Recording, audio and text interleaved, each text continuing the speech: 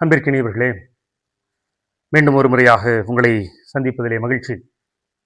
இன்றைய நற்செய்தி ஒரு கடினமான காரியத்தை பற்றி பேசுகிறது. சினம் கொள்வதை தவிர்க்க வேண்டும் என்று சொல்கிறது. தன்னுடைய சகோதர சகோதரிகளிடத்திலே சினம் கொள்கிறவர்கள் தீர்ப்பிற்கு உள்ளாவார்கள் என்றும், அவர்களை முட்டாள்கள் என்று சொல்கிறவர்கள் தலைமைச் சங்க தீர்ப்புக்கு உள்ளாவார்கள் என்றும், அறிவிலியே என்று சொல்கிறவர்கள் எரி நரகத்திற்கு ஆளாவார்கள் என்றும் சொல்கிறது. நாம் எல்லோருமே ஏதோ ஒரு கட்டத்தில் உடன் பிறந்தவர்களாக இருந்தாலும் சரி, கூட வாழ்கிறவர்களாக இருந்தாலும் சரி, சினத்தை தவிர்க்க முடியாத விதத்திலே சொல்லி சொல்லி கேட்காத போது சினம் கொள்கிறோம். ஆனால் அது தவறு என்று இன்றைய நற்செய்தி நமக்கு சுட்டி காட்டுகிறது. எல்லோரும் ஏதோ ஒரு விதத்திலே தண்டனை தீர்ப்புக்கு உள்ளாவோம் என்பது மட்டும் உறுதியாக இருக்கிறது.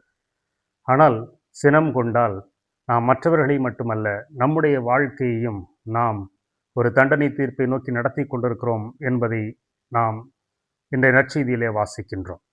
இதிலிருந்து விடுதலை கிடைக்குமா கிடைக்காதா என்பதை இன்றைய முதல் வாசகம் நமக்கு சொல்லுகிறது. பழையன கழிந்ததாக இருக்கட்டும். நீங்கள் எவ்வளவு தூரத்திற்கு நேர்மையற்றவர்களாக இருந்தாலும் இந்த கணத்தில் நீங்கள் நல்லவர்களாக மாறினீர்கள் என்றால், கடந்த காலத்தை பொருட்டு அல்ல, உங்களுடைய தீமைகளை பொறுத்து அல்ல, இந்த நல்லவைகளை பொறுத்து நான் உங்களுக்கு நல்வாழ்வு அளிப்பேன் என்று சொல்லுகின்றார். நீங்கள் எவ்வளவு பெரிய நேர்மையாளராக இருந்தாலும் இந்த கணத்தில் நீங்கள் தீமை செய்தால் உங்கள் தீமையின் பொருட்டுத்தான் நான் உங்களை தண்டிப்பேன் என்று சொல்லுகிறார்.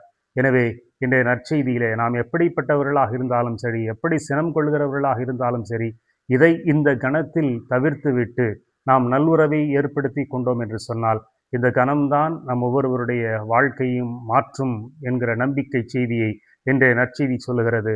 சினத்தை தவிர்க்க நாம் முயல்வோம்.